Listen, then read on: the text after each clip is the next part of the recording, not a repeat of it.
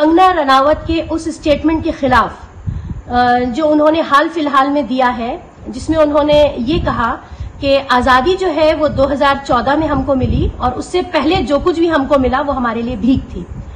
तो देखिए ऐसा है, पहली बात तो ये कि कंगना रनावत को डिस्कस करना इट्स अगेंस्ट अवर क्या कहते हैं कि डिग्निटी। मैं नहीं समझती कि वो इस लेवल की खातून है या उनका कोई भी ऐसा अचीवमेंट या कंट्रीब्यूशन है कि ऐसे किसी इंसान को हम डिस्कस करें। हम यहाँ पे जो डिस्कस करेंगे वो है एक बहुत जहरीली आइडियोलॉजी।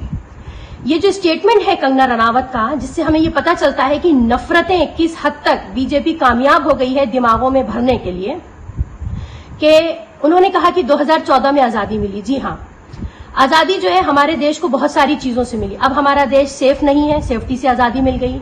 अब हमारे देश में किसान, गरीब, अनएम्प्लॉयमेंट की अगर हम बात करें, हमारा यूथ, वायलेंस, हिंदू मुस्लिम डिसयूनिटी, ये सारी चीजें हैं जो अब हमारी कंट्री में आ गई हैं और इससे पहले तक ये हमको नहीं मिली थी।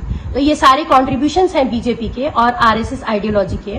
हम कंडम करते हैं कंगना के इस स्टेटमेंट को और हमारी डिमांड है गवर्नमेंट से कि इस स्टेटमेंट के खिलाफ उन पे सेडिशन चार्जेस लगाकर उनको जो भी पद्मा अवार्ड दिया गया है, पद्मश्री अवार्ड दिया गया है, वो उनसे वापस लिया जाए।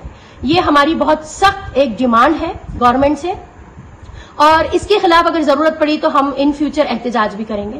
मगर मैं यहाँ पे एक जवाब जो है कंगना रनावत को जरूर देना चाहूंगी, क्योंकि आज मैंने मुंसिफ अखबार की एक न्यूज में पढ़ा कि उन्होंने कहा कि कोई उनको ये बता दे कि 1947 में कौन सी जंग की आजादी हुई थी।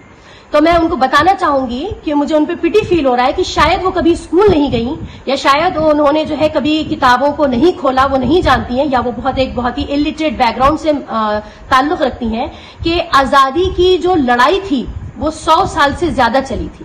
पहली इंडिपेंडेंस वॉर स्टार्ट हुई जब सिपाही म्यूटनी हुआ। ये तो वो है जो हम बुक्स में पढ़ते हैं, लेकिन मैं आपको बताऊं कि आजादी की सबसे पहली लड़ाई सिराजुद्दौला ने, जब वो नवाब थे बंगाल की, जब शुरू करी थी। प्लासी बैटल में सिराजुद्दौला को ब्रिटिशर्स ने हरा दिया था और उनकी जगह पे उनके जो है एक गवर्नर को कुर्सी पे बिठा दिया गया था। तो ये लड़ाई जो है वो कुछ 1757 और 1756 से शुरू हुई थी। उसके बाद सेकंड जो सर उठाया अंग्रेजों के खिलाफ वो थे हैदर अली, टीपू सुल्तान के बाप, फर्स्ट एंग्लो मैसूर वॉर।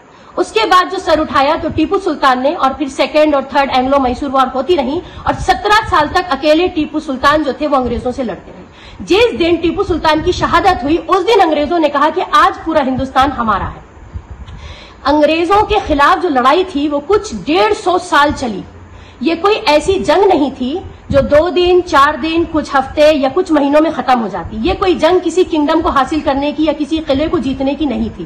तो कंगना रनावत जैसी जाहिल औरत को मैं ये बताना चाहूंगी कि आजादी हमें ना आसानी से मिली और ना आजादी हमें किसी एक जंग लड़ने से मिली, बल्कि ये एक कंटिन्यूअस स्ट्रगल था। ये एक नेशनलिस्ट मूवमेंट थी जो कुछ 100 साल से ज्यादा लगातार चली, जिसमें न जाने कितने लाखों लोगों ने, जिसमें कि तो मुसलमान, हिंदू, सिख, पारसी, ये सारे ही वो कौमें हैं जिन्होंने बेपनाह जिसे कहते हैं कि सैक्रिफाइस दिया, फांसियों पे लटका दिए गए और के इतनी कुर्बानियों के बाद और 100 साल से ज्यादा लड़ने के बाद हमें जाके आजादी मिली। तो 1947 में जंग नहीं हुई थी, 1947 में हमें रिजल्ट मिला था उस जंग का जो हमने 100 साल तक लड़ी और जिसमें हमने कुर्बानियां दी। देखिए अभी कंगना रनावत जैसे सी ग्रेड लोग या एक मार्केट वुमेन है, दैट्स इट, वो एक एंटरटेनर है, इसके अलावा उनकी कोई अचीवमेंट्स या कॉन्ट्रीब्यूशंस नहीं है।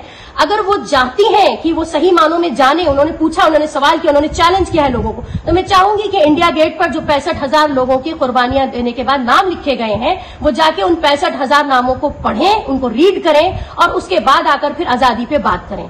मैं तो शर्म महसूस करती हूं कि आज हम लोग इतने गिर गए हैं और बीजेपी और आरएसएस की आइडियोलॉजी इतनी ज्यादा काम कर रही है कि आज हमारा लेवल ही हो गया है कि हम एक ऐसी औरत को डिस्कस कर रहे हैं और ऐसे खराब स्टेटमेंट पे हमें अपना एहतजाज दर्ज करवाना पड़ रहा है।